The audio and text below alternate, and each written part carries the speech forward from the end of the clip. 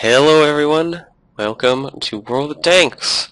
I got a request to do this, so I'm going to be doing this. Today we will be looking at the T54, the Tier 9 Russian medium. One of the Tier 9 Russian mediums. So,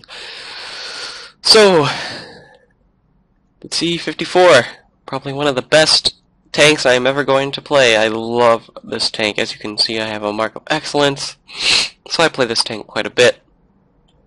Almost have 90,000 XP on it, so I am 110,000 basically from the tier 10s, which there are two of. You can either get the T62A or the 140, or you can just play this tank like hell and get both of them.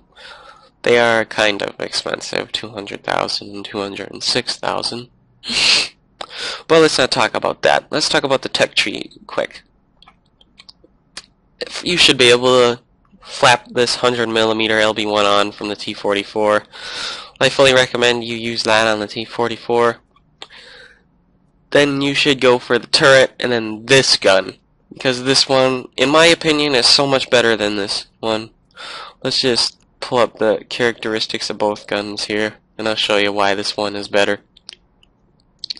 They're both 100mm. This one fires faster, has only 18 less pen, so I don't really see what the difference is there. Do the same amount of damage. They have the same premium round. They both have heat ammo. This one is more accurate and it aims faster. It's also lighter, so if you want to use this gun, fine. It's your preference, but I fully recommend you get this one. Should be able to slap that radio on right away. Then you should definitely get the tracks and then the engine. Let's take a look at some characteristics. 1,650 hit points. That's a very healthy chunk of health that you have there. It's I think it's up there near the top actually. 1,650. It should weigh somewhere around 36. I have enhanced gun laying, drive, rammer, and vents on mine, so mine weighs 35.43. This tank can weigh if fully equipped with heavy things, I guess you can say heavy things, almost 40 tons. The engine power is 700, which makes it an excellent speed of 56, which it will get up to on flat ground. It has a 48-degree traverse speed, so you can turn really quick. It's good for maneuvering in streets and dodging bullets from other tanks on the enemy team.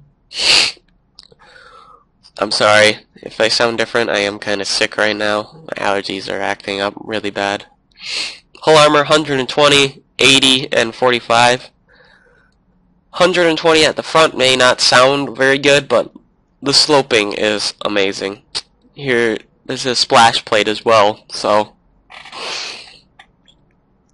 if they shoot you, make sure you have it angled like this, because it'll increase the armor thickness very well.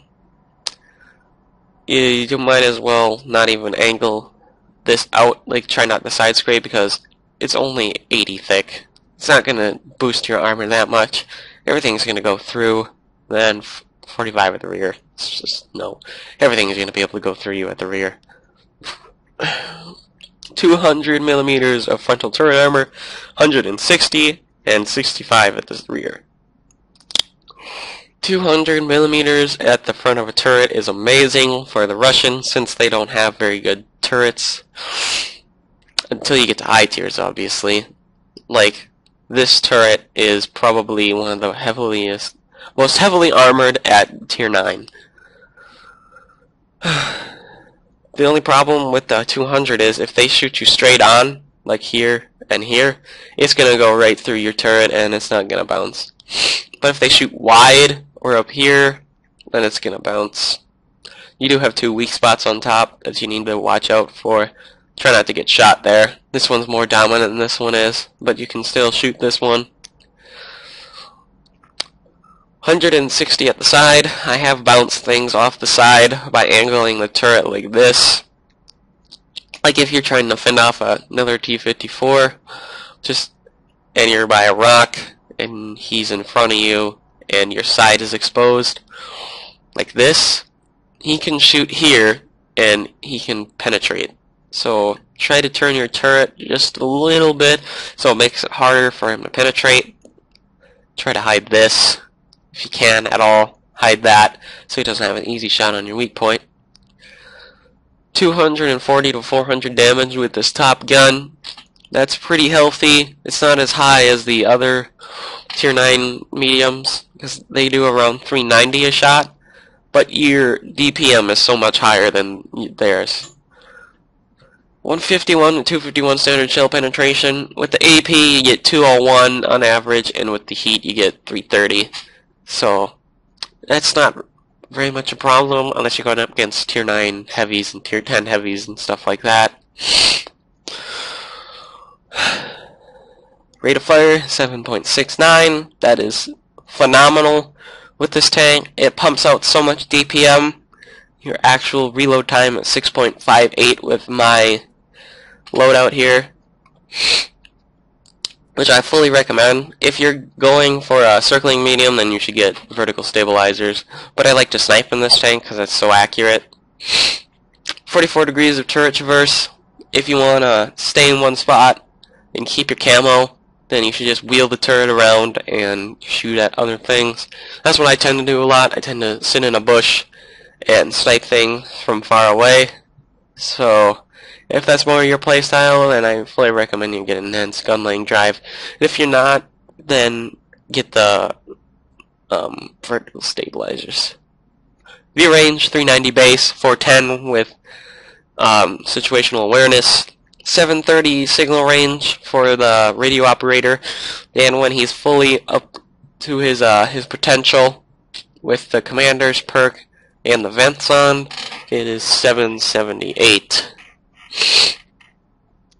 So, what is so special about the T54? Well, the T54 is an amazing tank. Everybody just loves the T54. I have not met one person who does not like the T54. Like, I have a couple friends who have the T54, and we go out and platoon T54s whenever I'm on and they're on, and they want to do tier 9.